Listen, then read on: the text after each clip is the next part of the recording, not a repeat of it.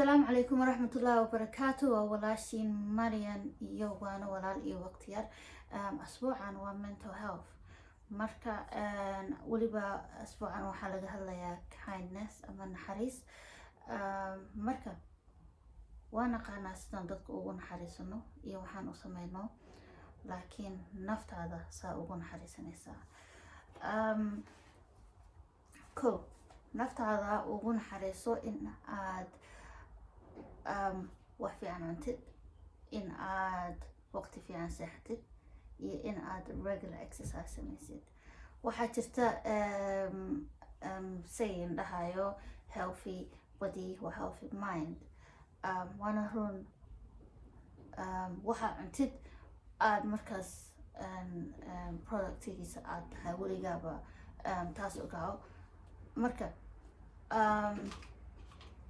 ko wax fiican waa inaad cuntid waqti fiicanna seexatid exercisena samaysid labo waa inaad confidence ama kalsooni yeelatid oo adiga aad isku kalsoonaatid waxaa jira wax yaabo adiga ka weyn oo aadan xalli karin for example waxaa lagaa soo wacay dalka hooyo waxaa lagu yiri lacag soo dir lacag ma haysid maxaad samaynaysaa walwal maya waayo walwalid iyo inaad isku murugaysid lacag ku keeni mayso aad dadkaas u dirtid marka inaad intaad samey kartid aad samaysid kabacdina aad dhahdid okay waa intaas waa ugu filan tahay waan sameeyey waxyaan sameyn karay inta kale ilaahay aan u daayay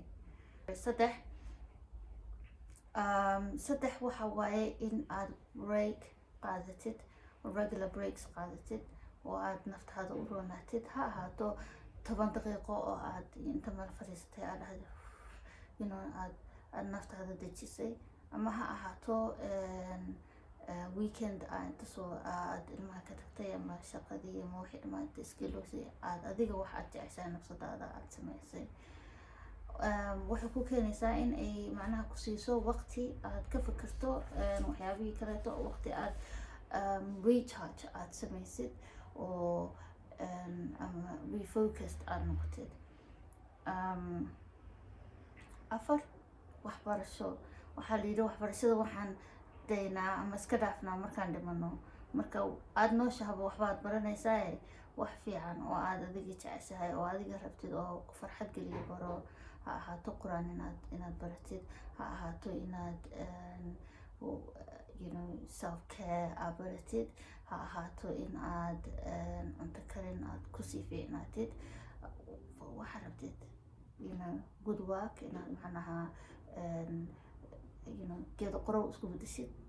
waxaa rabtid wax un ku farxad geliya oo waqti inta u yeelatid aad meel fariisatid aad wixii ku farxad gelinayay aad samaysid iyo 5 marka ugu dambeeya oo ah in aad raadsato ama weydiisato caawimaad ha ahaato caawimaad aad ka weydiisanaysid dadka ku takhasusay mental healthka ama ha ahaataba waqti yar oo aad la qaadatay saaxiibka ama qof aad isku dhowdihiin ama walaasha ama waalidka oo aad kala sheekaysatay waxyaabaha ku walwalgeliya taasoo noqonaysa in aad dhahdeed okay waa walwal dhegeyso aniga cabaar daldalmaye dhegeyso markaasna kabacdina bal tala isii ma ahan inaad halkii sentence aad sheegtaba oo qofka ku dhaho okay tanana waa lagu yaqaanaa waxaan sameey maya waxaa fiican inaad hadasho oo naqaska iska soo bixisid haddii aad isleedahay maya xoogaa waan xishoonayaa problemyaasheeda qaar inaan qofka la hadlo book soo qaado book qor buugaaga best friend ka dhigo isku sii ay u shaqeysaa maskaxdaada uma kala oga inaad qof u sheegayso iyo inaad buug qoreysaba marka shantaas wax aan anigu sameeyaa nafsadeeda u sameeyaa idinkana idinku waaninayo shantaas iyo inka badanba inaad samaysiin waa jira waxyaabo badanaa jiro qof kasta shantaas uma shaqeyso marka haddii aad fikrad haysatid ama wax adeeg kuu shaqeeyay aad nala wadaagaysid hoos igu soo qor markaas ya waa wada tijaabinaynaa insha allah. Eid Mubarak, weekend waa Eid as well. And look after yourself and stay safe.